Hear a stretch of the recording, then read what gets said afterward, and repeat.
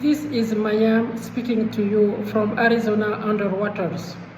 We are here in a race against the clock, a race where more than 300,000 people are running for their lives as roaring floors swept residential neighborhood. Listen, this is a major tragedy unfolding under our eyes. Uprooted trees, shattered housing, people on the street without shelter, children, women, vulnerable people going without food for days. UNICEF team is on the ground since day one, but they need your generosity.